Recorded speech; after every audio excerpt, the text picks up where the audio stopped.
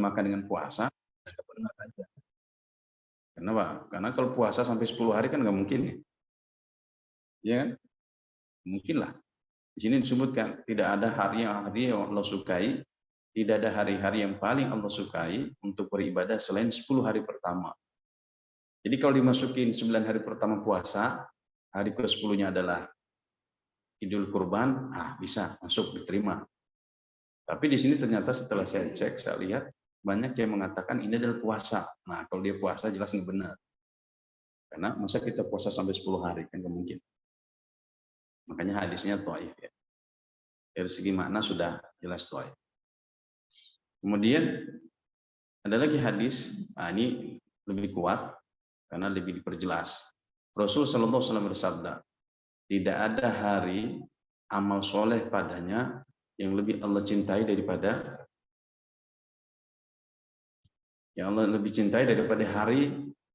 hari ini. Disebutkan hari ini berarti hari ke-10. Itu benar. Itu ya. Hari ke-10 itu berarti apa, Pak? Hari berkurban kan? Hari berkurban. Tidak ada hari yang paling Allah sukai kecuali hari ini. Disebutkan hari ini. Berarti hari ke-10 maksudnya. Para sahabat bertanya, wahai Rasulullah, tidak pernah berjihad di jalan Allah? Iya. Nabi menjawab, iya. Tidak bisa mengalahkan jihad di jalan Allah. Kecuali seorang itu berjihad dengan harta dan jiwanya dan nggak kembali. Baru bisa mengalahkan satu hari itu. Jadi misalnya kita keluar dengan harta dan jiwa kita tidak kembali itu. Baru bisa mengalahkan satu hari. Padahal apa amal yang paling Allah sukai? Itu Pak, nyembelih. Hanya menyembelih itu ternyata bisa mengalahkan jihad. Fisabilillah dengan syarat tidak kembali.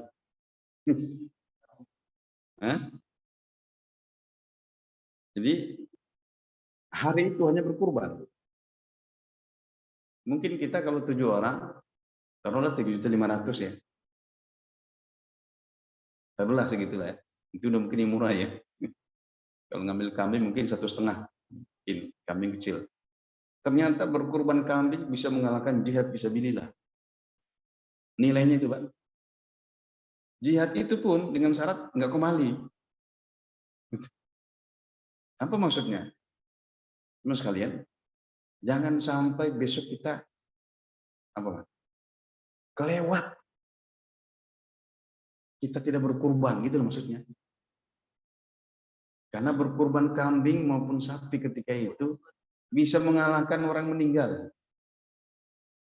Bukan bisa mengalahkan, bisa mengalahkan jihad dengan syarat kalau mau bisa dikalahkan dengan syarat kita mati di situ. Nggak pulang lagi, Pak. Baru bisa mengalahkan 1 ekor kambing. Coba. Makanya dalam hadis lain Nabi mengatakan, man lahu sa'atun falam yudhahi fala yakribanna musallana. Orang yang punya uang, punya kelebihan, dan saya yakin kita punya semua, Pak. 1.500.000 lah ya. Kemudian ia tidak mau berkurban, maka jangan pernah mendekati musola kami ini. Maksudnya jangan coba-coba datang sholat ke sini.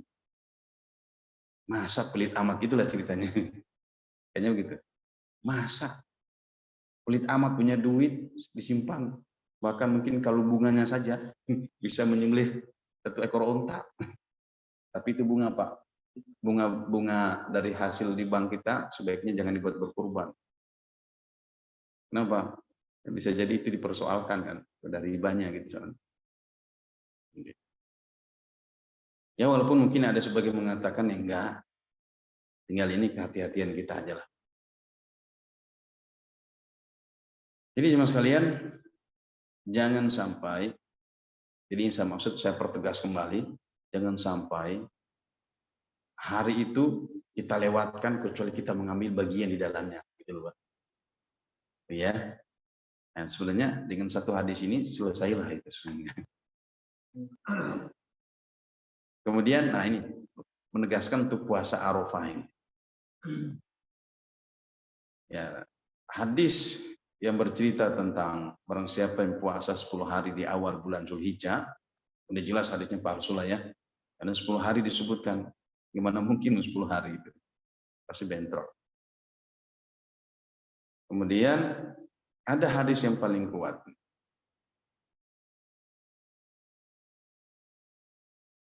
Rasulullah Shallallahu Alaihi Wasallam ini masih lemah, nanti di bawah hadis Muslimnya. Rasulullah Shallallahu Alaihi Wasallam berpuasa pada tanggal 9 bulan Zulhijjah. Ini hadis termasuk dilema. Kenapa? Nabi menyebutkan puasa Arafah di tempat lain, tapi hadis ini disebutkan bahwa Nabi berpuasa tanggal 9. Saya ulangi ya. Kita besok itu mau puasa Arafah atau mau puasa tanggal 9. Nah itu, hadis ini menyebutkan puasa tanggal 9. Berarti kalau puasa tanggal 9, ya kita tidak ngikut Arafah, gitu maksudnya. Lo nggak bingung nih. Karena sebagian mulai dari ahli ahli falak, mereka mengatakan ya puasa tanggal 9 yang benar. Tapi setelah saya temukan hadisnya memang hadisnya lemah. Kalau hadisnya sudah lemah sebenarnya sudah selesai. Kita jangan memperdebatkan itu. Ya. Karena ada mengatakan ente mau pilih tanggal 9 atau mau pilih Arafah, kan gitu.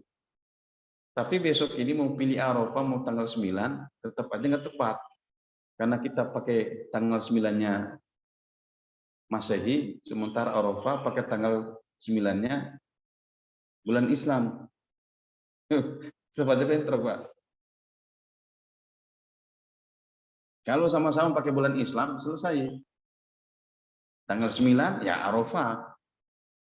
Sementara tanggal 9-nya kita apa, Pak? Tanggal 9-nya kita kan Idul Adha, bukan Arafah, ya kan? Beda. Iya. Tanggal 15. Nah. Tapi betul. Sebenarnya ini perkara memang kita suka dibuat bingung, Pak. Makanya saya kirim tuh di berbagai macam perdebatan di antara para ustadz. Kita harus lihat pemerintah. Susah juga. Jadi saya kirim itu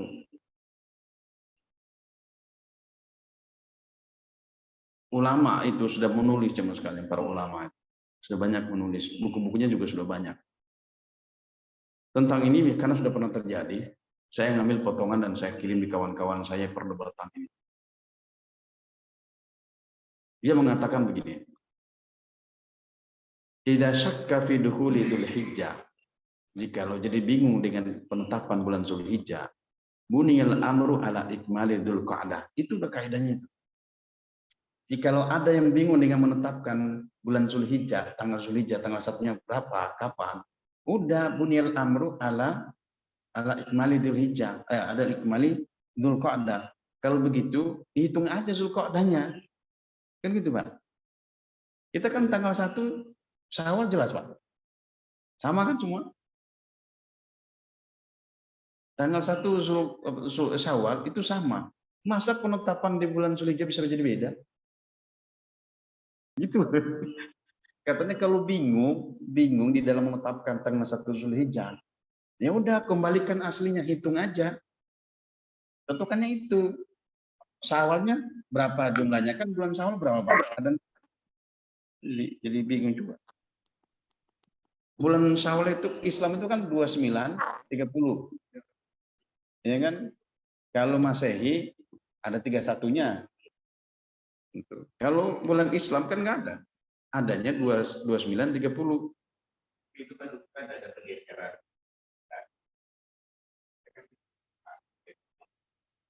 Ya, 4 jam, Pak. 4 jam itu tidak akan bisa merubah hari. Bisa nggak merubah hari? Enggak, Pak. Kecuali di Amerika bisa itu. Amerika kan 12 jam. Kalau Saudi, dia hanya merubah waktu 4 jam saja bedanya sama kita. Apalagi ngitungnya setelah maghrib. Coba Pak. Karena Islam itu kalau pakai hitungan Islam kan setelah maghrib sampai maghrib lagi. Kalau hitungan Masehi kan jam 12 sampai jam 12. Apalagi ngitungnya mulai dari maghrib, makin luas, makin besar Pak. Memang ada mengatakan, masa mereka di sana wukuf kita masih puasa? Karena alasan begitu. Bagaimana kalau kita tarawih? Kita duluan pasti Pak tarawihnya. Ya. Makanya kan hanya beda 4 jam Pak. Wukuf itu kan mulai setelah maghrib. Udah masuk. Wukuf itu mau 1 menit, mau 1 berapa, pokoknya dia wukuf di situ. Kita kan kalau ngitung waktunya, waktu dari jam maghrib sampai besok itu adalah waktu wukuf.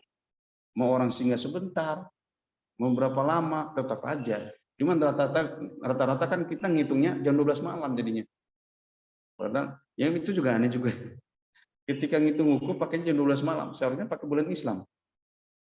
Islam itu udah masuk besok sudah maghrib. Maghrib itu udah masuk besok deh. Kalau peraturan umum besoknya kan jam 12. Nah, karena dia selisih hanya 4 jam, ya kan nggak bisa Pak merubah hari. Memang kita sudah buka, mereka masih wukuf, ya kan? Tapi kira-kira bedanya berapa? Jam 6 kita buka, mereka di sana jam 2, jam 3. Udah masuk Pak waktunya. Sudah. Kita kan buka di sini Pak. Ketika buka kan mereka berarti antara jam 3, jam 2. Udah masuk. Dan ini makanya saya katakan Bapak selisih waktu jam tidak merubah hari. Tapi kalau selisih sampai 12 jam ke di Amerika, itu merubah hari Pak. Pasti beda lah waktunya kita. Itu yang saya maksud. Sesuai dengan kaidah di sini mengatakan kalau susah, bingung ngatur waktunya, ya udah kembalikan aja. Syawal itu berapa hari sih? 30 hari Pak. Ya pasti nggak akan ada Syawal 29 itu nggak ada Pak. Apalagi 31. Syawal itu pasti 30 hari. Ya udah ngitung aja. Zulqa'dah berapa hari? Zulqa'dah itu pasti 29 hari. Udah ketemu kan Pak? Hitung aja. Kalau ente nggak bisa melihat bulan, kan melihat bulan itu sesungguhnya adalah untuk penentuan di Arafah. Tanggal 1 di Arafah nanti. Maksudnya tanggal 1-nya biar di Arafahnya sama. Saya ulangi, kalau kita bingung di dalam menetapkan, tidak kelihatan bulan, itu kan memang disebutkan juga barang siapa sudah melihat bulan. Tapi melihat bulan, ini yang saya juga beberapa kawan. Saya katakan, ente maknanya gimana sih menerjemahkan hilal itu? Wujudul hilal. Wujudul hilal kalau ente sudah melihat bulan, karena dulu kan hitungannya pakai bulan, Pak. Kalau sekarang kan bisa ngitung bisa pakai hari, bisa juga pakai teknologi. Jadi nggak perlu diperdebatkan sesungguhnya. Kalau dulu kan nggak ada tanggal 1, tanggal 2. Makanya katanya kalau memang masih belum kelihatan, udah kembalikan aja dalam asli kaedahnya. Berarti Syawal 30 hari, Zulqa'dah 29. Setelah itu udah ketemu tanggal 1. Apa susahnya? Itu harusnya. Maka kita akan selalu sama, Pak. Nah, kenapa ini jadi perdebatan? Karena ini kan hari raya yang pusatnya satu. Al-Hajju Arafah. Coba, haji itu Arafah. Al-Hajju Arafah. Haji itu ya Arafah itu. Nah, kemudian di mana lagi persoalannya? Persoalannya itu kan ada situ ada hubungannya dengan puasa. Coba, Nabi mengatakan, sedangkan aku sedang puasa Arafah, itu sebutkan. Di atas tadi kan puasa 9 Zulhijjah. Tapi hadisnya lemah itu. Ini dijadikan oleh kawan-kawan kita. Nabi sudah pernah puasa, sudah sering berpuasa tanggal 9 Zulhijjah. Sebelum adanya haji, sebelum diwajibkan haji, Nabi itu sudah sering puasa 9 Zulhijjah. Nah, saya jawab, siapa yang bilang Nabi sudah sering puasa 9 Zulhijjah? Artinya 9 Zulhijjah sudah ada sebelum haji, Pak, itu maksudnya.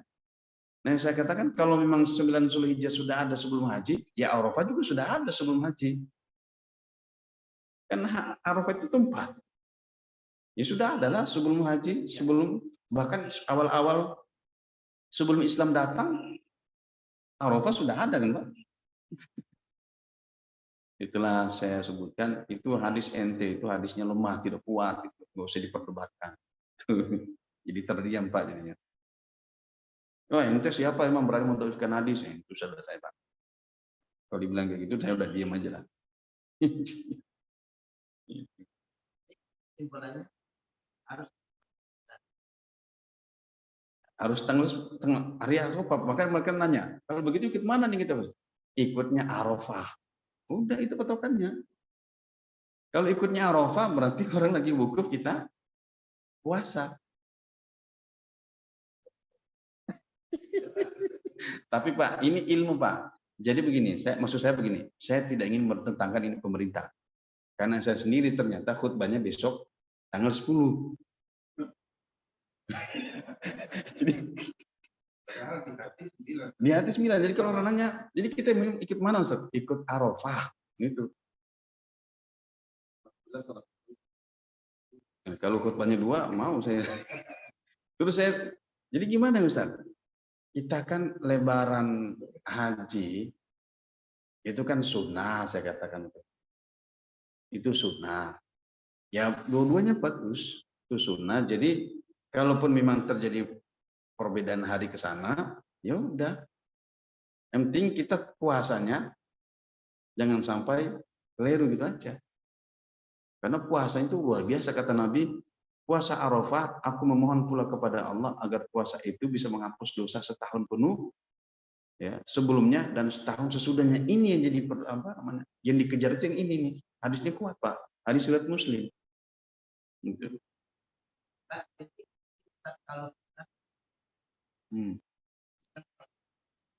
Tanggal 9. Oh ada ya.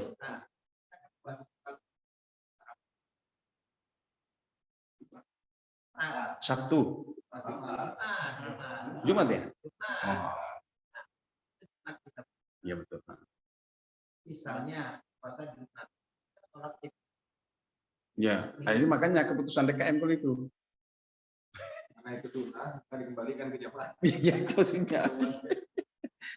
Jadi maksudnya saya itu tidak mempertentangkan, tapi paling tidak itu kita tahu, oh ternyata kayak gitu ilmunya. Nah sekarang keputusan DKM ikut pemerintah mau gimana? Atau bahasanya ikut pemerintah Muhammadiyah kan gitu. Sebab jamaah pada nanya, termasuk para DKM, gimana yang Ustaz? Ikut mana? Ikut Arafah. Jawaban saya itu terus. Itu yang saya maksud. Begitu gampang kok jadi susah. Ini kita jadi perdebatan kan jadinya. Habisin waktu maksudnya. Perdebatan. Ikut mana Ustaz? Saya jawabnya ikut Arafah.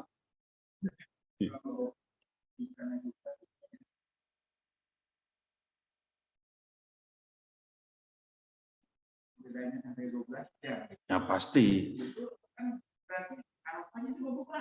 Ya, makanya apalagi. Ya. Kan sudah pertanyaan juga gitu kan. Apakah itu baru korban? Pertanyaannya ya kan namanya batas waktu aja buat yang kerja di sana ini. Hawaii itu seharusnya masuk okupasi di sini. Iya. Amerika ikut sono. Karena artinya pembagian waktu pun pembuatan manusia. Gitu. Betul sekali. Jam itu juga ditentukan oleh manusia di Inggris. Kalau misalnya jam 0 itu adanya di Arab, mungkin kita bisa berubah gitu. Artinya, satu kita menyatakan kita ikut Arafah, tapi penentuan waktu kita ikut Nasrani gitu. Iya. Nah, itu kan pertanyaan. Itu makanya ketika saya ditanya ikut mana Ustaz? Ikut Arafah. Itu jawaban saya.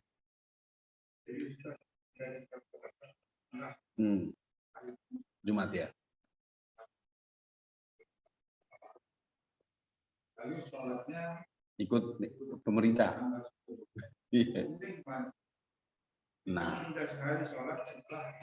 begini, kita tidak sholat pun masalah nggak? Ya kan nggak masalah, makanya Itu jawabannya. Kalau kita nggak sholat pun kira-kira masalah nggak? Nggak masalah, Ustaz. Udah selesai aja. Ya. Jadi kalau mau sholat bagus, nggak sholat sunnah. Cuman ada sunnah yang bagus. Itu apa? Puasa itu menghapus tahun sebelumnya dan setahun akan datang. Kalau persoalan kurban gimana Ustaz? Kurban kan ada 4 hari, Pak. Itu nggak ada masalah itu. Kurban itu ada 4 hari. Jadi ya, jawaban saya itu ikut Arafah, tapi kemudian untuk puasanya ikut Arafah, tapi untuk sholat idnya kembalikan kepada DKM. Itu karena pas puasa itu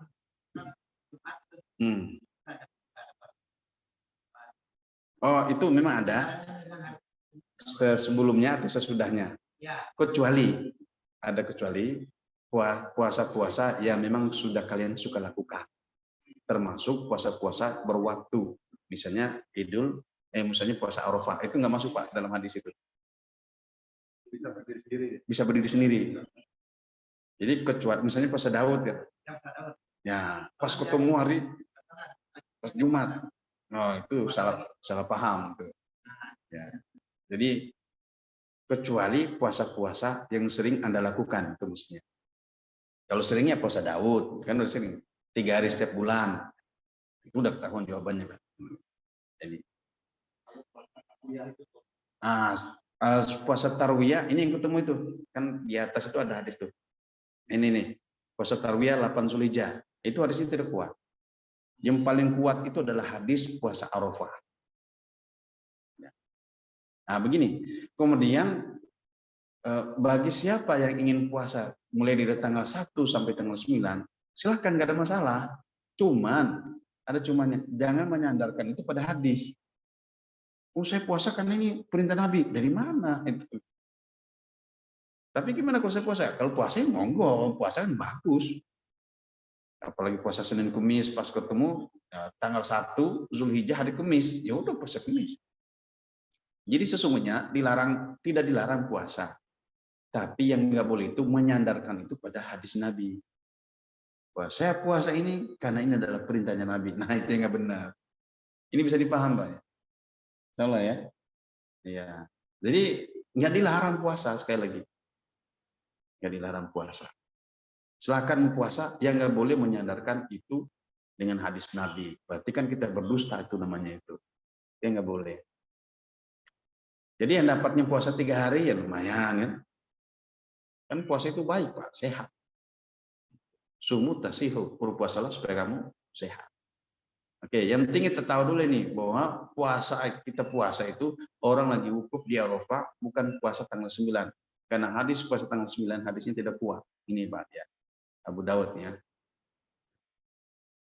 Yang paling kuat adalah ya puasa Arafah disebutkan ini.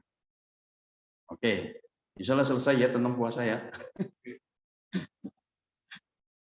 Iya. Sholat idnya terserah DKM.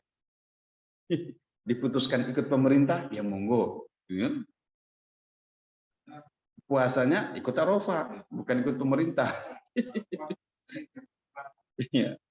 Puasanya ikut Arafah karena hadisnya Arafah. Kalau sholat idnya ikut pemerintah, monggo. Kalau mau ikut Muhammadiyah, kan ada kawan juga, Pak.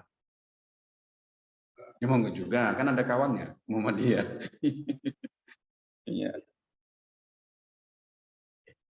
Selanjutnya berkurban nih, berkurban. Waktu penyembelihan, insya Allah ini hadis sudah sangat terkenal. Barang siapa yang menyembelih sebelum sholat id, atau bahasa lain, sebelum khutbah, berarti itu sodako. Sodako namanya, bukan berkurban.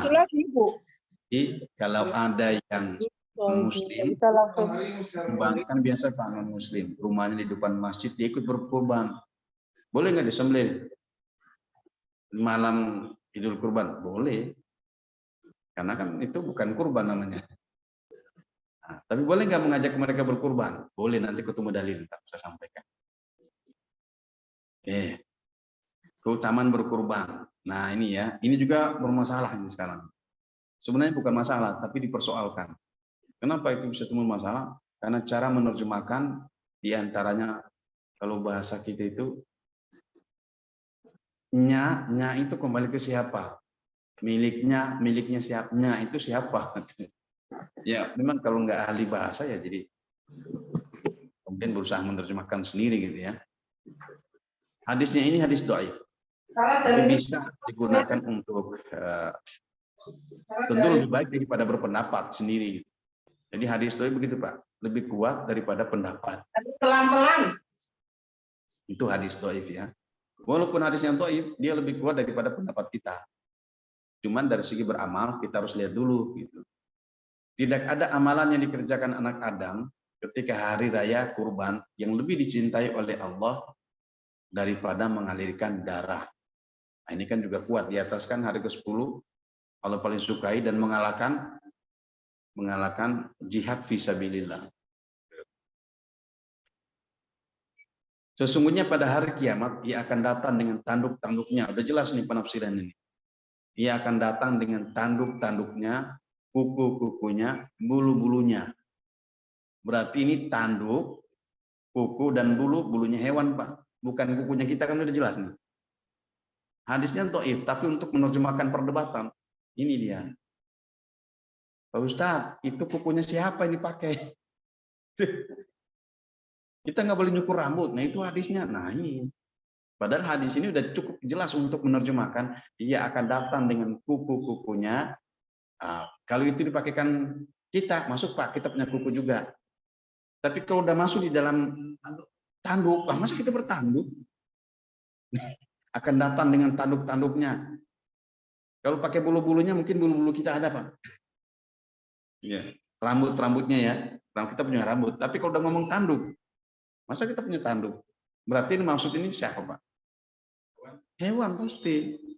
Udah selesai sebenarnya itu. Tapi tetap aja diperdebatkan. Hadisnya dhaif, tapi bisa digunakan untuk menerjemahkan hadis yang jadi perdebatan tadi. Kan hadis yang kuat itu di Muslim Pak. Muslim ini Pak ya. Nih langsung aja saya buka. Ini perdebatan tentang cukur rambut nih. Ini kan hadis Muslim nih.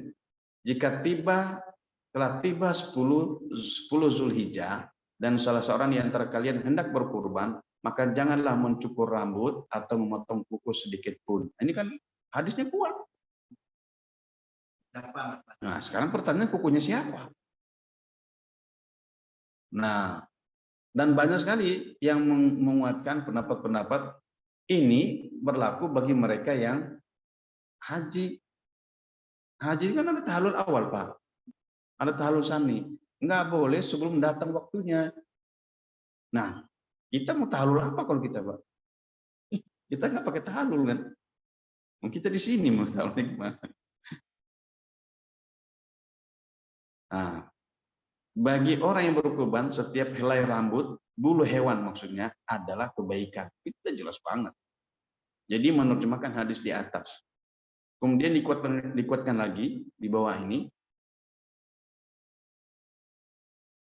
Ini Bukhari, Muslim.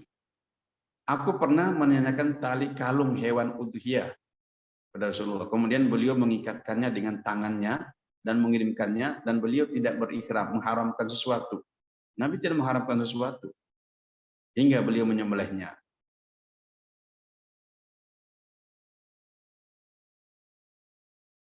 Ya. Ini kemudian Asy-Syairazi di dalam Muhazzab mengatakan, dan hal itu bukan kewajiban karena dia tidak dalam keadaan berihram. Ini Pak ya. Kan wajib bagi orang yang berihram kan Pak. Nggak boleh motong kuku. Motong kuku kan batal. Nggak boleh motong kuku, nggak boleh mencukur apapun itu. Nah, dan itu tidak menjadi wajib karena dia tidak berihram. Maka tidak menjadi haram untuk memotong rambut dan juga kuku. Bagi orang yang tidak berihram. Berarti kita itu Pak maksudnya.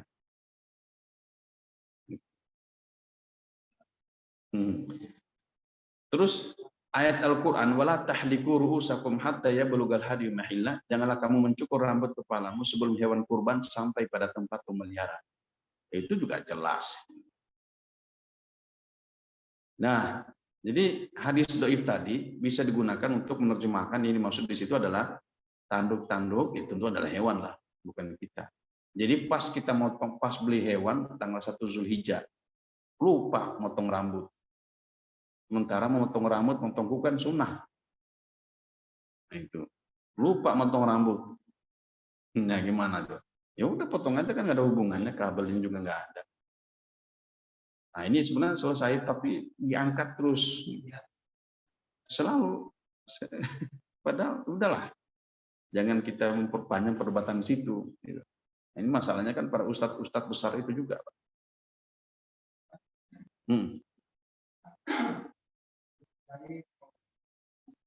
Gimana, Pak? Oh, gini. Dhaif itu untuk menerjemahkan maksud hadis yang sahih. Jadi menerjemahkan, kita menggunakan hadis dhaif itu untuk menafsirkan hadis yang umum, yang sahih.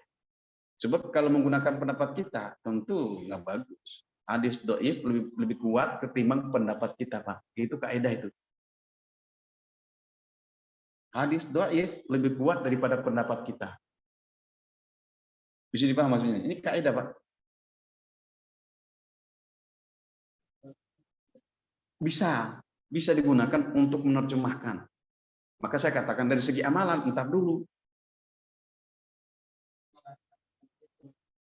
Ada. Tadi kan sahih tadi.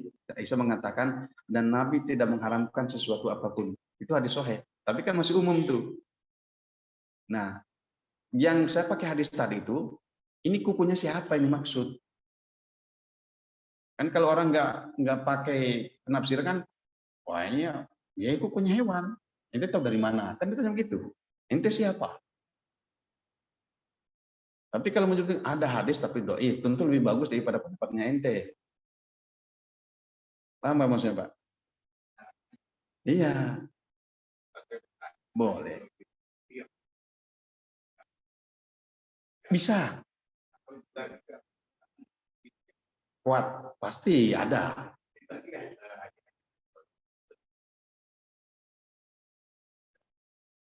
Jadi gini, ada para ulama telah sepakat akan kebolehan mengamalkan hadis-hadis yang dhaif dari segi fadhailul amal. Sepakat mereka. Misalnya menggosok siwak ketika mau sholat, hadisnya dhaif, Pak. Kuat. Hadis yang kuat itu ketika berwudu. Terus berwudu lagi ketika sudah masih punya wudu. Kita kan misalnya ada kajian setelah maghrib, lama mau isya wudu lagi. Hadisnya tidak kuat itu. Tapi boleh digunakan untuk beramal. Kenapa? Salahnya di mana kalau kita mengamalkan itu? Emang kalau saya berwudu masuk neraka? Ya kan enggak. Kenapa? Karena seperti siwak tadi, asal muasal siwak itu untuk kesehatan. Jadi di mana saja dia bersiwak, nggak ada larangannya, Pak. Karena asal nggak ada masalah di situ. Ini kalau ente bersiwak di mana-mana masuk neraka kan enggak, Pak. Karena asal muasal siwak itu untuk kesehatan. Sama dengan wudhu tadi. Mau wudhu di mana saja, untuk apa saja, tidak ada masalah. Karena asal muasal wudhu itu bagus untuk kebersihan. Itu kan maksudnya. Tapi kalau ente misalnya masih menggunakan hadis, itu hadisnya dhaif. Tapi kalau ente mau wudu, nggak masalah. Bisa paham, Pak? Itu tingkatan-tingkatan hadis. Yang memang nggak boleh kita menggunakan hadis dhaif itu adalah di bab akidah, Pak. Itu fatal. Nggak boleh. Di bab akidah itu sepakat para ulama tidak boleh. Masa Tuhan diakal-akalin. Nah, tapi sebagai referensi, tentu referensi hadis dhaif lebih bagus daripada perkataan kita. Pendapat kita, memang kita siapa? Ini tingkatannya. Makanya saya tadi menggunakan hadis dhaif itu untuk menerjemahkan hadis yang sahih yang umum tadi.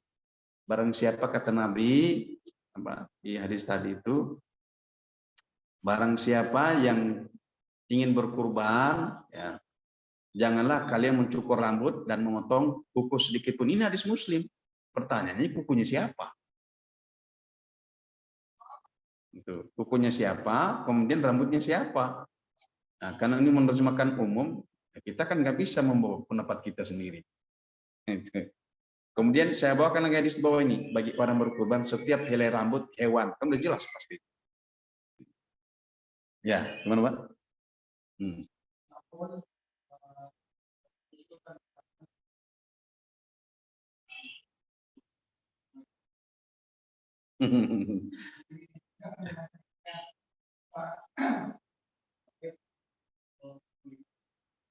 Sahih.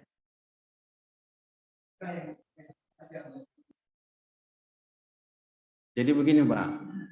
Jadi ada yang namanya mutaba'ah. Kita belum sampai, saya belum ngajar nih tentang hadis-hadis mutaba'ah.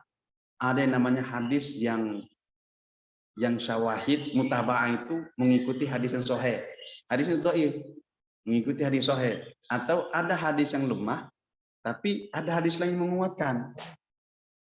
Ada hadis lain menguatkan. Di sini dia dhaif. Contoh Pak. Contoh ya.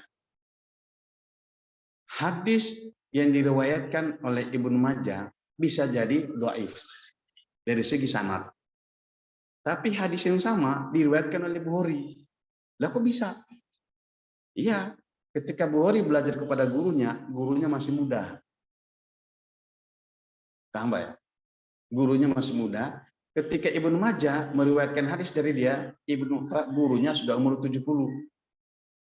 Pasti beda Pak cara ngajarnya. Yang masih muda dengan 70 kan. 70 itu lupa saya. Nah, itu dalam periwayatan hadis, apalagi bukunya udah robek, udah nggak jelas, lihatnya pakai kacamata pembesar. Beda ketika Bukhari belajar kepada guru-gurunya yang umur masih 30-an. Tua mempengaruhi periwayatan kualitas hadis, Pak. Maka disebut ini namanya mutaba'ah. Hadis riwayat Ibnu Majah dhaif Mas, tapi itu ada di Bukhari. Ini salah satu contohnya, Pak, namanya mutaba'ah. Ada yang namanya syawahid, saksi bahwa persoalan ini ada, saksinya banyak. Hadis diriwayatkan di sini karena banyak syawahidnya, hadis yang dhaif menjadi hasan. Yaitu ada kaidahnya. Kemudian selain mutaba'ah, syawahid, ada yang namanya mahfuz. Mahfuz itu ini persoalan memang sudah ada, tapi diriwayatkan bermasalah. Tapi asal muasalnya ada.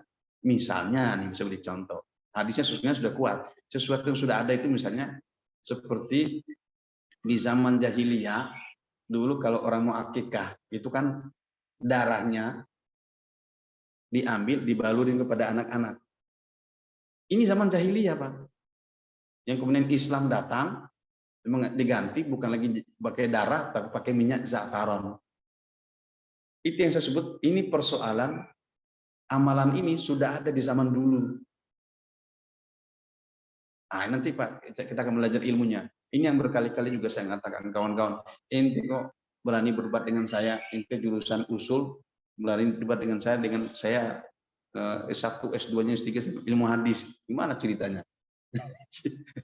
Ya memang ente juga bisa hadis ya, memang karena itu umum. Ente berceramah juga pakai hadis. Tapi kalau udah masuk di dalam profesional, ente nggak bisa. Ente harus menghargai profesionalisme seseorang di situ. Karena memang orang itu suka sudah merasa ya adalah ya kita sudah ahli hadis gini-gini. Tapi sebenarnya dia bukan ahlinya. Gitu loh, Pak. Bukan ahlinya, tapi dia bisa. Beda Pak itu ya. Bisa tafsir, tapi dia bukan ahlinya. Ibarat kalau kita inilah di umum itu ya ente pinter lah, tapi ente secara ijazah bukan ahli di situ. Ya, itu profesionalisme. Karena kalau udah masuk ke dalam pasti nggak bisa. Bagaimana yang bisa dhaif? Bagaimana yang bisa inting? Itu ada aturannya. Yang berkali-kali saya katakan tidak semua hadis dhaif itu ditolak. Tapi insya Allah Pak kita akan belajar itu pelan-pelan. Nah, itu saya berani ngomong begini ketika saya ngajar di Pasca. Kan banyak Pak, satu hadis. Ustadz sudah terkenal. Wah, itu insya Allah ya. Ustadz yang sudah punya nama gitu. Tapi ketika masuk di situ, entar dulu gitu. Lihat dulu, ente profesional kan di sini. Wah, saya baru lihat ilmu itu kayak begini Ustadz. Nah, ya makanya. Jadi adalah tingkatan itu ada. Cuma biasanya orang belum nyampe ke situ udah keduluan gitu loh, Pak. Harusnya dia belum nyampe di situ. Tingkatan itu dia udah keburu berhukum sama dengan Imam Ghazali. Imam Ghazali itu kan ada qaul qadim, ada qaul jadid. Qaul qadimnya, qaul jadidnya melawan menentang kaul-kaul perkataan dia yang lama. Itu kenapa bisa terjadi?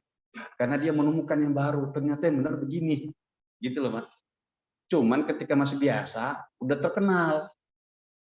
Udah keburu terkenal. Pas dia ambil di sini, aduh ternyata saya salah. Makan gitu, Pak. Ya, cuman udah kebanyakan muridnya kemana-mana, susah mengembalikan. Kalau sekarang kan enak, Pak. Bisa bukunya ditulis, mohon maaf, saya membantah buku saya yang ini. Kan bisa, Pak. Kalau dulu kan nggak ada. Makanya ada qaul jadid, ada qaul qadim. Sama Imam Syafi'i juga.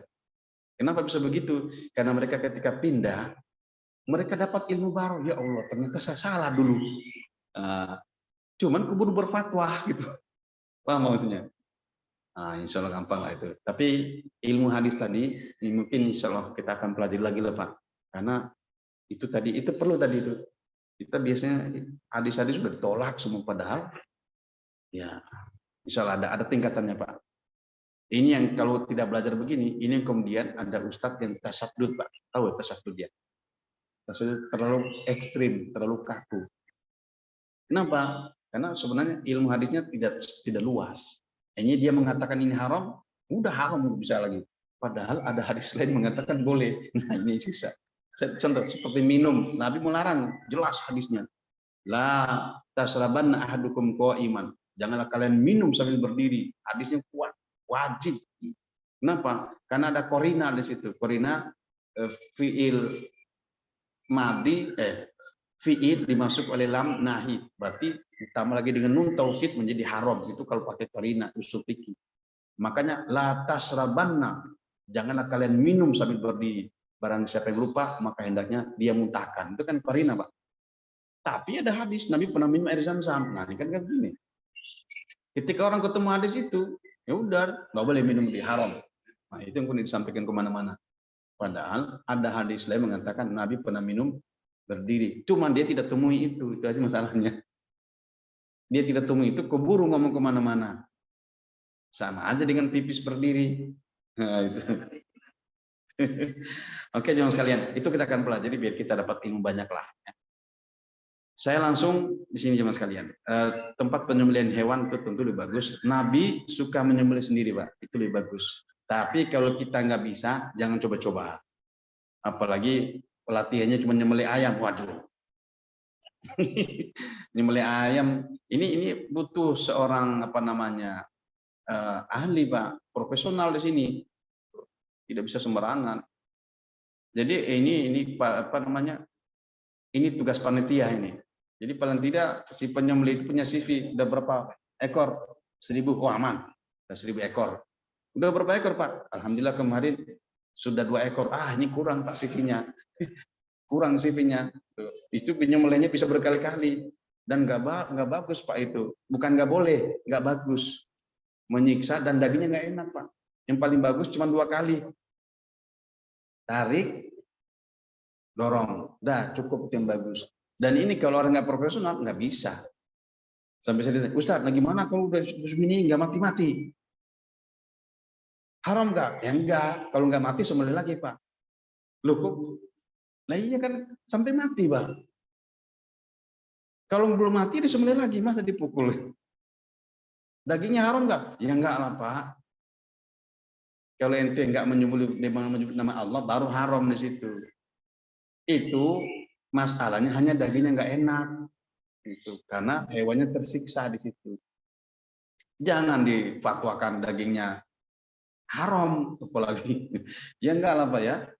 Walaupun dia berdiri, sudah sembelih masih berdiri, masih lari, tangkap sembelih lagi. Jangan difatwakan haram itu. Cuman dagingnya nggak enak.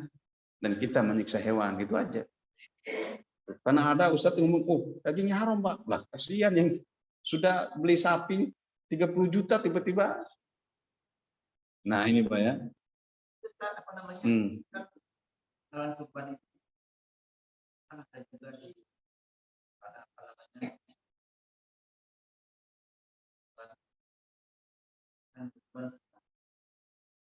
Iya. Itu dalilnya, memang Nabi menyebutkan hadza minni wa man lam yudhhi min umat, itu dalilnya. Ini dariku dan dari umatku yang tidak menyembelih. Disebutkan itu oleh Nabi. Nah, kalau sekarang boleh nggak disebut? Boleh-boleh saja. Tapi itu kalau bisa panitia saja nyebutin, jangan nyembelih, Pak. Karena kalau nyembelih, ini dari ini, lari nanti hewan itu. Udah kelamaan. Stres. Ini dari ini, ada keburu lari. Dia cukup menyebut Bismillah. Bismillahi, Allahu Akbar. Gimana Ustaz kalau diterusin? Boleh, kan doa. Ada mengatakan, enggak boleh Ustaz, Ar-Rahman Rahim. Nah, pengasih punya style itu nyembelih. Nah, ini kan tafsirnya beda lagi, Pak. Gitu.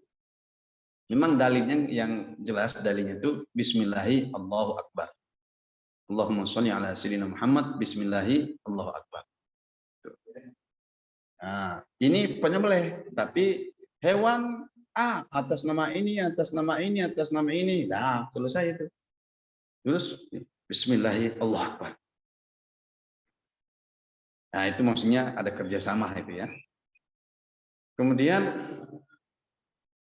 untuk, nah ini Pak, ini perlu kita pahami nih. Untuk sapi itu 7 orang, untuk onta ada dalil 7 orang juga. Onta itu 2 Pak, bisa 7 orang, bisa 10 orang. Ini dalilnya. Ini ya, onta bisa 7, bisa 10. Sapi hanya bisa 7, nggak boleh 8. Sekarang pertanyaannya, gimana Ustadz kita mau korban sapi 5 ekor, 5 orang saja? Boleh, lebih bagus. Ustadz gimana? 3 orang boleh nggak? Boleh, lebih bagus lagi. 1 orang lebih bagus lagi. Yang nggak boleh 8. Nggak boleh 8, apalagi 9, apalagi 10. Kenapa? Dagingnya jadi nyusut, Pak. Kebanyakan pembagiannya. Itu, makanya nggak boleh 8. Berkurang lebih bagus. Pas hewan 1, kelompok 1, 2, 3, 4, yang terakhir ternyata hanya 5 orang. Yang penting duitnya cukup, ya nggak masalah, lebih bagus. Karena makin sedikit, makin banyak pembaginya. Itu maksudnya, Pak.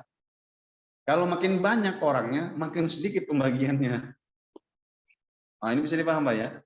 Nah, nanti kemudian di bawah, boleh nggak ngajak orang non-muslim? Hewan yang tidak sah, ini juga ya. Hewan yang tidak sah dijadikan berkurban ada 4. Pertama, matanya buta sebelah.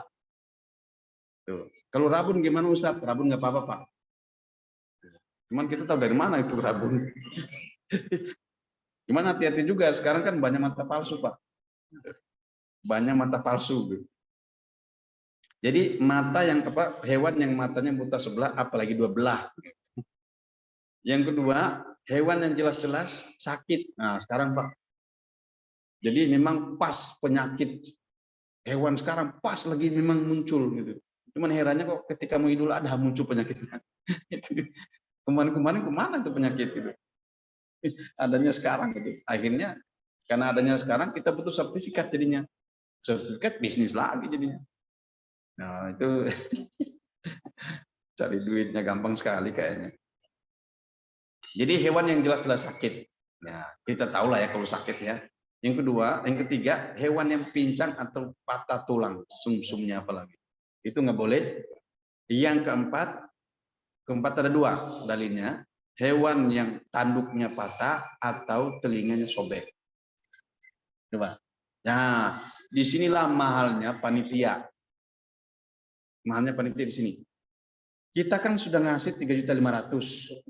Karena tidak dijaga oleh panitia, ternyata malam Idul Adha hewan itu tanduk-tandukan, Pak. Pas besok mau dikorbankan, tanduknya patah, sah nggak? Nggak sah. Pas besok mau dikorbanin, pagi mau dikorbanin, ternyata patah tulangnya, telinganya sobek gara-gara tandukan. Sah apa tidak? Nggak sah. Oleh karena itu, sejak dari awal oleh panitia sudah diomongin, Pak, ongkos menjaga semalam 100.000. Diomongin jelas itu, Pak. Ongkos menjaga 1 malam 100.000, Pak. Kenapa? Dia yang jaga nggak tidur itu, Pak, jaganya itu. Ninggalin anak istri, bisa jadi kerokan di masjid masuk angin. Itu. Jadi itu segera diomongin dari awal untuk ongkos menjaga 100.000. Misalnya diputusin. Jangan ditawarin. Maksudnya jangan ditawar. Alah, Pak, mahal banget. Apalagi ada panitia membandingkan di sebelah. Wah, di sananya, di sini kok 3-4 juta. Kita udah berkorban ini dikorbanin pula. Bisa paham maksudnya, Pak? Kita ini berkorban, jangan dikorbanin. Kan ada begitu, Pak. Pakai, wah mendingan di sebelah sana cuma 3 juta, di sini 4 juta. Nah, jangan begitu, bandingkan banyak. Bisa jadi di sono tidak profesional, di sini profesional. Ya kalau ada kayak gitu, Pak, udah Bapak jaga aja sendiri. Ongkosnya mahal mana, Pak, kalau kita buat sendiri? Ongkosnya mahal buat sendiri, Pak. Gali tanahnya, sapinya di situ, kemudian kasih minum, kasih kopi, waduh, udah capeknya tenaganya, nanti besok pagi, malamnya kemudian nurut lagi. Karena capek, cacat dagingnya itu, Pak. Hanya mijit berapa sekarang? Tambah ongkos lagi. Jadi lebih murah di sini, Pak, daripada kita buat sendiri. Ya memang kayaknya seperti murah, tapi kan pekerjaan waktu kita kan habis di situ. Yang harusnya bisa memikirkan yang lainnya, malah konsen kulitnya mikir, aduh ini kulitnya dibawa kemana? Oke, Pak ya, jadi hewan ini selektif nih. Ini juga butuh CV, Pak. Butuh CV. CV-nya hewan. Yuk. Ya, nanti ketemu tuh. Ya, nanti ketemu. Jadi itu tadi hewan, nah ini larangan upah. Saya ingin memperlihatkan ada hewan yang, nah ini Pak ya, onta 5 tahun ke atas, sapi 2 tahun ke atas, kambing 1 tahun ke atas. Kalau nggak ketemu 3 itu kata Nabi, kamu boleh menjadi hewan domba umur 6 bulan. Katanya. Ya ini saya sebut CV, kita tahu dari mana Pak, itu sudah 5 tahun ke atas. Nah, makanya saya katakan butuh CV. Apalagi sekarang sapinya mau dibeli dengan timbangan, pas mau dibeli masukkan 1 drum air. Makanya orang yang jualan hewan tuh harus syar'i juga, nanti diri kita bohong, nggak pernah sholat, jualan kambing. Itu ya. Kambingnya? Butek. Kerdil. Nah ini kan itu saya katakan tadi, kalau memang sapi kambingnya kecil, ya itu kan persoalan makan ya, persoalan makan mungkin kurang. Ya ukurannya 2 tahun kalau kambing. Maaf, ukuran 1 tahun, 1 tahun ke atas kambing. Pokoknya, nah ini saya katakan tadi, kita tahu dari mana itu 1 tahun. Berarti ada CV-nya. Makanya harus selektif banget Pak, selektif banget. Dan itu serahkan kepada panitia. Ya.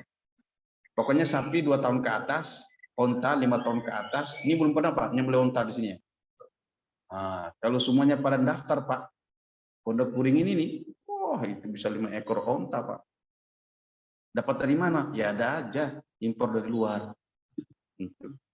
Karena saya kajian di mana itu, aduh lupa. Itu mereka pernah nyembelih onta Pak, pernah nyembelih onta, keren juga. Jadi impor dari luar. Ya. Ya. Ada kambing yang dirawat terkenal kambing dan di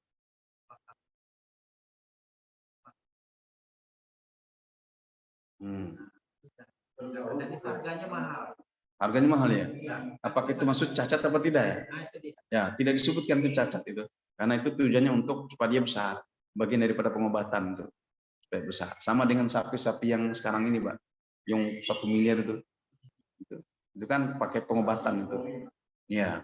Itu dia hanya disebutkan pokoknya mata buta sebelah, pincang, sakit, tanduknya putus, telinganya robek. Nah itu udah jelas.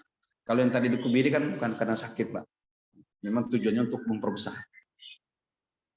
Oke, untuk perjamaah, waktunya boleh. Nah, larangan upah ini, larangan upah nggak boleh Pak. Oleh karena itu dari awal panitia itu sudah jelas Pak, kulitnya bagaimana,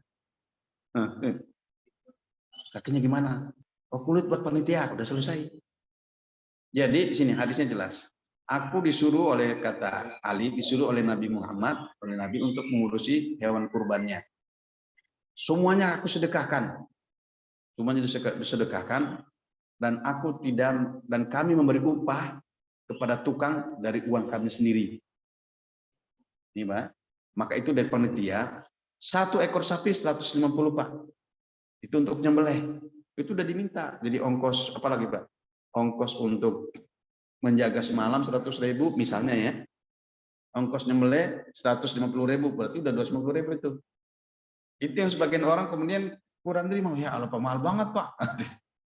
Jadi beban pengorban. Jadi beban si pengorban. Itu makanya harus dari awal itu sudah diomongin Pak. Ya kalau pakai slide apa selebaran segera biar orang itu tahu. Gitu. Biar orang itu tahu. Kalau berkorban nih kalau bisa tetap di sini orang di sini karena ngasih dagingnya di sini. Gitu. Masa korbannya di sono ya boleh-boleh saja nggak ada masalah sesungguhnya. Gitu. Mau korban di kampung juga ada masalah. Tapi yang paling bagus korban di sini. Kenapa? Karena kita kalau berkorban harus kita nikmati korban itu kan bentuk rasa syukur Pak. Kita nikmati korban kita. Gitu. Nah itu yang kemudian saya berkali-kali nyampaikan kepada jemaah, jangan sampai ada yang berkorban kambing karena kolesterol, minta panitia ganti dong. Aku mau sapi, aku punya kolesterol, nggak boleh Pak, nggak boleh. Ente berkorban sesuatu yang ente nggak bisa makan, maksudnya gimana? Gitu. Jadi nggak boleh tukar tuh. Aku kolesterol nih, aduh, ganti dong, aku mau sapi, nah nggak boleh itu. Kurang pas tebar korban. Tapi boleh, ya. Misalnya ke daerah-daerah kan, ya. Itu boleh-boleh saja. Makanya paling bagus korban ke daerah, sini juga kurban. Nah, kecuali memang kita nggak butuh kurban, saya dagingnya kebanyakan, jadi bedalah. Silakan aja. Cuman yang paling bagus berkurban kita nikmati kurban. Apa tuh Pak? Ada, ya itu bentuk rasa syukur Pak. Memang tidak ada hadis khusus untuk itu. Makanya saya katakan boleh-boleh saja. Cuman sebagian ulama mengatakan, ya kalau ente bentuk rasa syukur, masa ente nggak nikmati? Dalilnya masuk akal Pak. Boleh nggak berkorban kepada orang tua yang telah meninggal? Boleh. Ada syaratnya para ulama. Syaratnya, ini para ulama Pak, jangan tanya dalil. Hadis apa lagi nggak ada. Kata para ulama, barang siapa berkorban untuk orang tua yang telah meninggal dunia, boleh, tapi syaratnya dagingnya dikasih semua kepada orang. Jangan ente makan daging itu. Supaya apa? Supaya pahalanya nyampe semua. Itu dasarnya. Tapi kalau kita mengambil, ya nggak masalah. Itu saya katakan pendapat ulama tadi itu. Ya, karena tidak dalil yang melarang itu. Cuman katanya alangkah bagusnya, karena itu buat orang tua ente, udah kasih semua dagingnya. Ente kurban lagi sendiri. Jadi boleh Pak itu. Semua yang pembagiannya nih Pak. Ada Iya, boleh Pak tidak? Ini dalilnya. Ini dalilnya Pak. Memberikan daging kurban untuk non-muslim, boleh Pak tidak? Tapi sebenarnya itu paham dulu tadi Pak ya. Disepakati dulu tadi misalnya, jadi jangan sampai ada yang berkorban merasa dikorbankan. Kemudian si panitia tadi menyari tukang nyembelih pakai CV kan, ditawar sama dia. Berapa bos? Misalnya begini, kalau kita mau korban sendiri, bos berapa? 150.000. Ah udahlah 100 ya, ini kulit buat ente. Nah ini namanya transaksi nggak boleh. 100 aja lah ya, 50 kulit buat ente. Ini nggak boleh. Tapi kalau panitia yang menawar, itu nggak masalah. Jadi paham Pak? Karena beda yang berkurban sama panitia pelaksana. Panitia nyari tukang kurban, berapa bos? 150, udahlah 125 lah. Ya, 25 buat kita ini.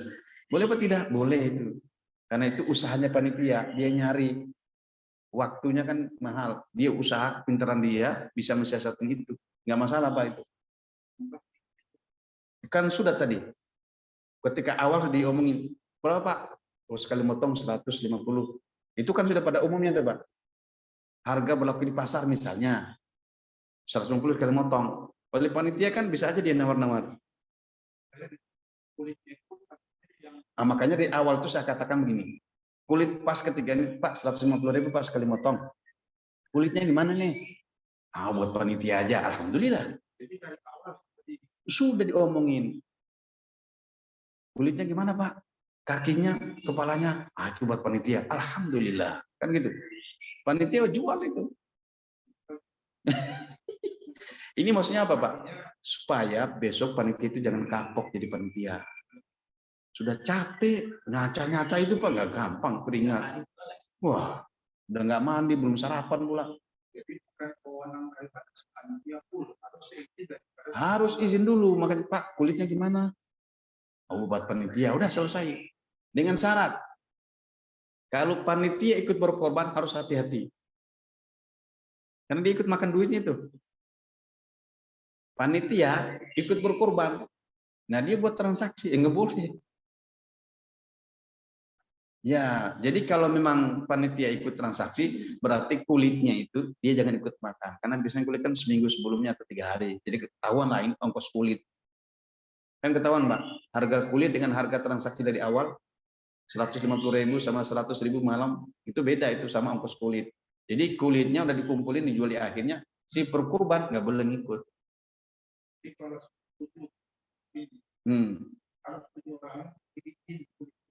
Betul sekali, makanya dari awal kan ada transaksi.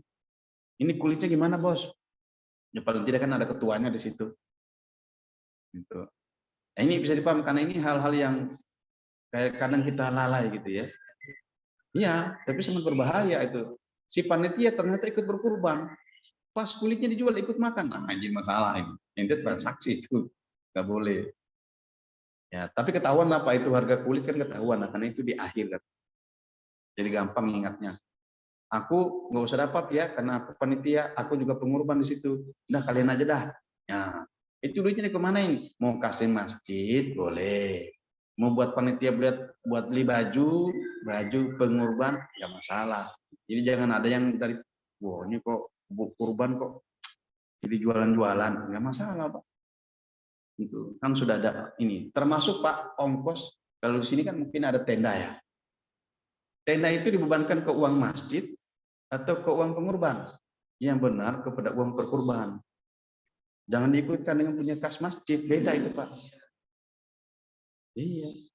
Kecuali DKM berbaik hati, udah itu biar urusan kita. Nah itu beda lagi Pak. Beda lagi ya.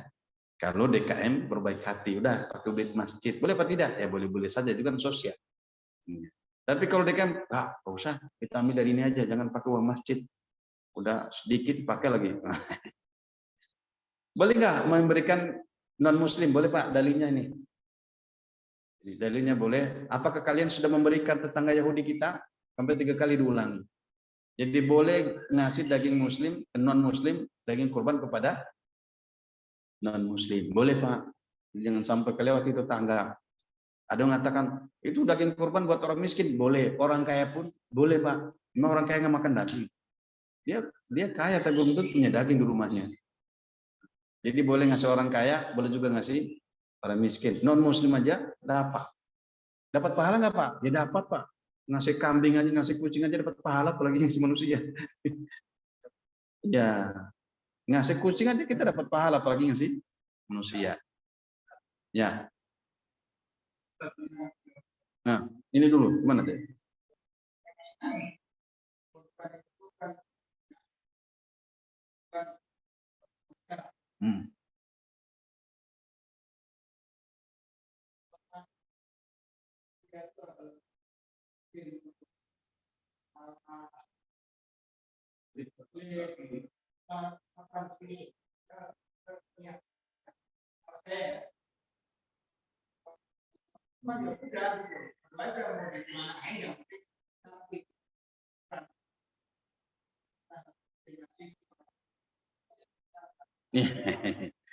Ya, ini maksudnya Mbak, maksudnya begini, kepala itu suka dijadikan transaksi. Itu aja masalahnya. Kepala kulit suka dijadikan transaksi. Makanya itu harus diomong dari awal. Tuh. Kalau kepalanya mungkin ya udah ikut daging lah. Kulitnya Pak jadi masalah. Kulitnya ini kemana? Kalau semuanya udah dipasarkan ya udah selesai, itu urusan panitia. Yang penting nanti di akhir jangan ngomong dapat dari mana itu duit, banyak banget. Ternyata sapinya 40 ekor kan lumayan Pak. Itu ada duitnya. Nah kalau panitia ternyata 7 orang malah jalan-jalan nih. Habis kurban jalan-jalan, wah duit mana ini? Kok ada bajunya? Beli sepatu lagi. Jadi kan jadi omongan Pak. Itu ada nilai soalnya. Kalau ada nilai, ada omongan di situ. Kaidahnya begitu.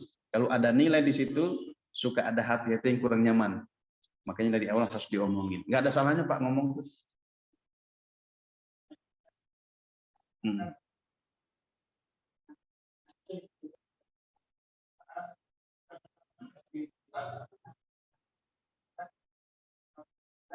Oh boleh, salah. Panitia. Ya kalau pemotong, pengorban nggak boleh Pak. Panitia. Panitia yang boleh. Tapi kalau panitia ngasih ke fakir miskin, mengasih kepada DKM, oh nggak apa-apa. Nggak ada masalah. Kalau buat panitia aja boleh, kan mereka amil Pak. Boleh nggak panitia awal-awal motong tuh langsung makan? Kan buat sarapan kan biasanya Pak. Bisanya ternyata kita sarapan gini-gini, wah ternyata jam 12 baru dagingnya dapat. Nah, kan kelaparan panitia. Boleh ngambil Pak, langsung masak. Kenapa? Karena dia amil. Amil punya hak di situ. Tinggal panitia menentukan ketua panitia berapa amil dapat. Berapa kilo. Jadi jangan sampai amil dapat sekilo Pak. Wah capek banget. Mau dapat sekilo. Itu ada di grup biasanya. Tambah lagi panitia tidak resmi karena banyak Pak. Panitia yang nggak resmi. Panitia yang nggak resmi itu panitia nggak ada SK-nya. SK-nya 7, ternyata panitia ada 11 orang. Kan ada tambahan. Dikasih cuma sekilo. Itu bisa ngomong kemana-mana Pak. Wah dari pagi sampai siang. Dapat sekilo. Siapa nyuruh ente ke sini kan begitu. Nah, itu makanya jangan sampai ada omongan kayak begitu Pak. Itu harus hati-hati. Harus bijak. Makanya kalau bisa panitia 4 kilo atau 5 kilo. Satu orang. Oke, nah boleh nggak mengajak non-muslim berkurban? Boleh Pak. Jadi kalau cuma 5 orang, boleh kita ngajak non-muslim. Ini dalilnya jelas banget. Ini pendapat dari dari Imam Nawawi dalam Syarah Muslimnya menerjemahkan hadis di atas yang mengatakan bahwa boleh katanya di mazhab Imam Syafi'i juga boleh mengajak non-muslim untuk berkurban. Jadi kalau ketemu mau ikut nggak kurban? Jadi mereka dapat dagingnya, kita dapat daging, dapat pahala kurban, dapat sosial. Mereka hanya dapat daging. Kan ada ukurannya Pak. Kalau 300 kilo bagi 7, kan jelas. Ya punya dia kembaliin. Ya.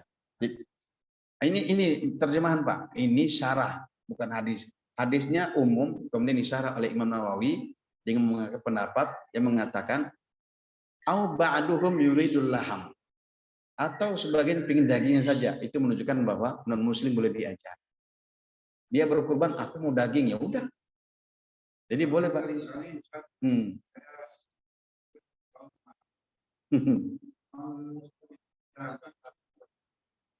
Kita.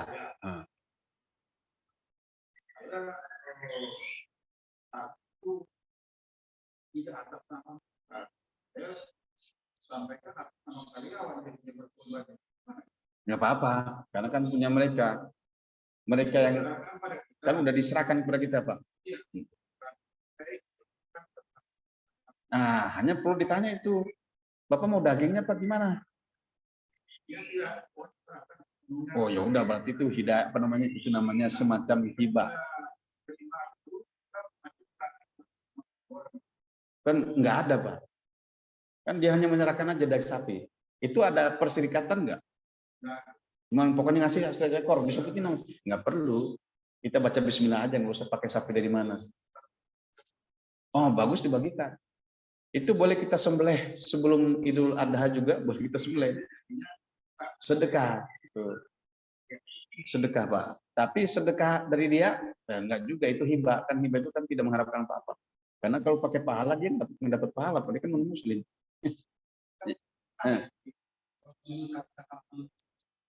Usah Pak.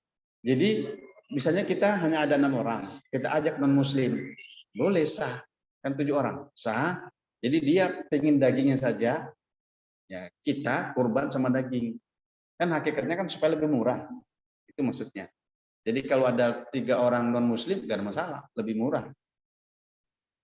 Itu maksudnya. Jadi boleh sini, syarahnya itu boleh banget. Mazhab Imam Syafi'i itu dia mengatakan bahwa ya juzu al-istirab. Baik itu non-muslim atau orang yang ingin kurban sama orang yang ingin dagingnya saja. Oke jelas. Jadi ini panitia segera ngajak kalau ada kawan-kawan non-muslim nggak ada masalah. Ya. Oh iya tadi tuh. Nggak boleh Pak. Boleh kita simpan, nggak boleh dijual.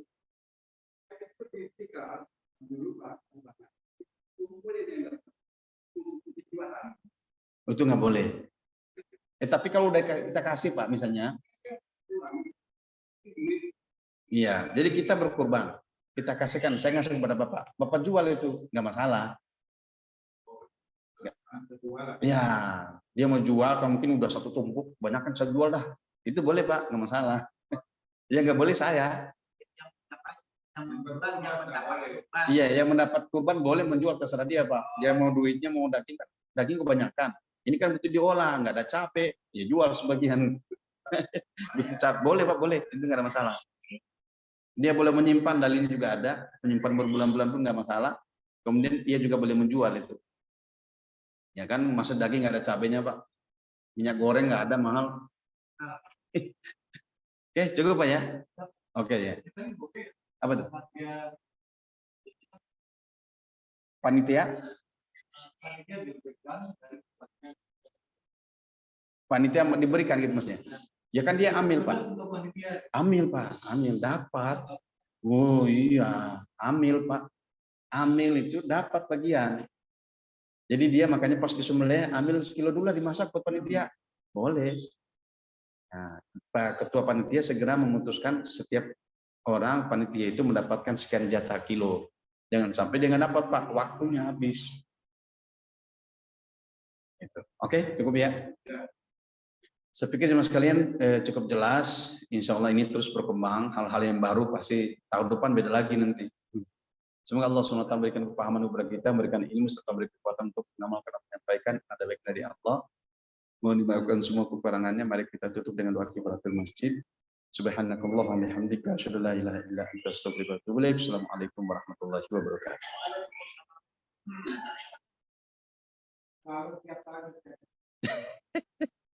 Makanya diingatkan lagi.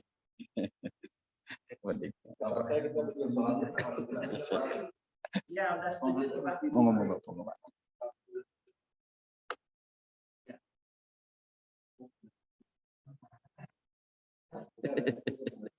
Pak Haji. Terima kasih Pak Ustaz. Alhamdulillah banyak dapat.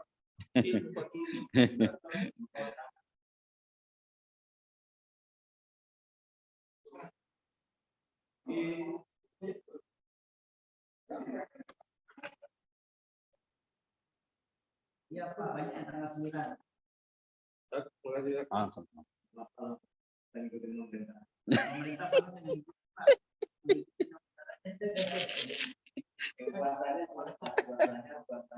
Iya. Iya.